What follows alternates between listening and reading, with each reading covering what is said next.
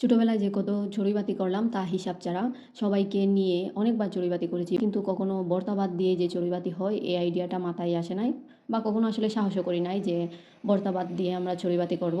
কয়েকদিন আগেই আমি গিয়েছিলাম বাড়িতে, তখন আমার চাচাতো বোনরা বলল যে তারা চড়ুইভাতি করতে চায়, তাও একদম সহজেই করা যায় এরকম কিছু ভর্তা দিয়ে। তাই তারা সবাই মিলে টাকা উঠায়, 20 টাকা 10 টাকা করে, ওই টাকা দিয়ে শীতল কিনে নিয়ে আসে। অনেকেই এটাকে চেপা শুটকি বলে থাকেন। পাশেই মাটির চুলায় মাটির খোলাতে এই চেপা শুটকিগুলো দিয়ে দিই।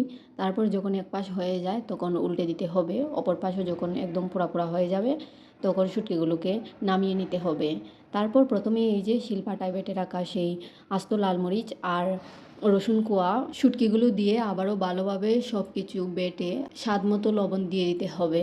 এই তো শেষ হয়ে গেল শীতলের বা চেপা শুটকির ভর্তা। পাশেই যে ভর্তাটি দেখতেছেন তা হলো টক পাতার ভর্তা, আর এটা করা খুব ইজি।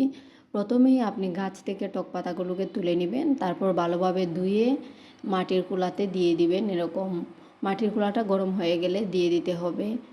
খুবই অল্প আছে এই পাতাগুলোকে বারবার নেড়ে ছেড়ে নিতে হবে। বাটায় দিয়ে দিব 2টি লাল মরিচ আর কয়েক কোয়া রসুন, সবগুলো ভালোভাবে বেটে নিতে হবে।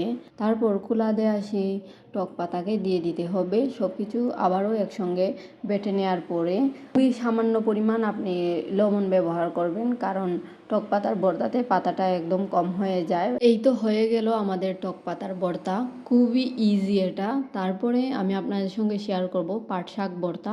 অনেকে অনেকভাবে এই পাট শাক ভর্তা করে থাকেন। আমি পাট শাকগুলোকে গাছ থেকে তুলে এগুলোকে ভালোভাবে ধুয়ে কুচি করে কেটে নিতে হবে। সময় আপনারা চেষ্টা করবেন যেন একদম কুচি করে কাটার যতটা পারেন। আসলে এখানে কাটাটা অনেকটা মোটা হয়ে গেছে। তারপর এরকম খুবই অল্প আছে পাতাগুলো কুলা দেওয়ার চেষ্টা করবেন।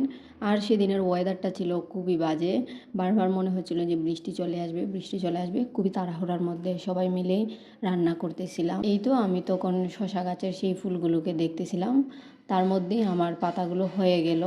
তাই ভাবলাম যে আগেই পাতা দিয়েই ভর্তাটা করে ফেলি। এই ভর্তাটি করার জন্য আপনাকে নিতে হবে আস্ত লাল মরিচ গুঁড়া আর পেঁয়াজ কুচি, অল্প পরিমাণ লবণ দিয়ে তা ভালোভাবে মেখে নিতে হবে। তারপরেই সেই মাখিয়ে নেবেন। একসঙ্গে সব কিছু মাখানো হয়ে গেলেই আপনার এই ভর্তাটি রেডি। অনেকেই এই ভর্তাটি খেতে পছন্দ করেন। কে কে একবার হলেও খেয়েছেন অবশ্যই কমেন্ট করতে পারেন। পাশেই বড় পাতিলে বসানো হয়েছিল ভাত। চেপা শুটকি দিয়ে চাল কুমড়ো পাতার ভর্তা পছন্দ করে না এমন মানুষ মনে হয় না আছে। গাছ থেকে চাল কুমড়ো পাতা তুলে তা ভালোভাবে ধুয়ে প্রত্যেকটা পাতার রোগগুলোকে ফেলে দিতে হবে। তারপরে এই তো প্রথমেই করে রাখা সেই চেপা শুটকির ভর্তা, অর্ধেকটা ভর্তা আমি এই পাতাগুলোতে ব্যবহার করব। পাতাগুলোতে ভালোভাবে ভর্তাটা দিয়ে দেওয়ার পরে এভাবে ভাঁজ করে নেবেন বিভিন্ন শেপে, আপনি আপনার মতো করে যে শেপটা আপনি পছন্দ করেন। আসলে পাতা তো তাই যে কোনো শেপ খুবই ইজিলি দেয়া যায়। এক এক করে আমি 5 থেকে 6টি বড়া বানিয়ে নিয়েছিলাম। আসলে এই কুমড়ো পাতার বড়াটা খেতে সবাই পছন্দ করে। ভাত প্রায় হয়েই গিয়েছিল, তাই এবার বড়াগুলোকে ভেজে নিলাম। অল্প পরিমাণ তেলে বড়াগুলোকে এক এক করে দিয়ে দিব, একটু সময়ের জন্য ঢেকে দিব। তারপর ঢাকনাটা উঠিয়ে আবার বড়াগুলোকে উল্টো করে দিলেই লাল হয়ে আসলে বড়াগুলোকে নামিয়ে নিব। চেপা শুটকি দিয়ে এবার আরেকটি ভর্তা তৈরি করব। প্রথমেই খোলা দিয়ে রাখা সেই চেপা শুটকিতে কাঁটাগুলো আলাদা করে নিতে হবে। তারপর পেঁয়াজ কুচি, রসুন কুচি, তো লাল মরিচ গুঁড়ো আর স্বাদ মতো লবণ দিয়ে সব কিছু একসঙ্গে মেখে নিতে হবে। সব কিছু ভালোভাবে মাখিয়ে নেওয়া হয়ে গেলেই আপনার এই ভর্তাটি একদম তৈরি হয়ে যাবে। তারপর নর্মালি আমরা যেরকম আলুর ভর্তা করি ওই আলুর ভর্তাটিও ছিল। জাস্ট এইটাকে আমরা কুমড়ো পাতার বড়া ভাজার পরে যে তেলটা রয়ে গিয়েছিল ওই তেলের মধ্যেই ভাজি করে নিই। আলুর ভর্তাটাই ছিল সবচেয়ে বেশি মজা বলতে পারেন, অনেক লোভনীয় ছিল, কারণ এটার মধ্যে শুটকির সেই ভর্তার গ্রানও রয়ে গিয়েছিল।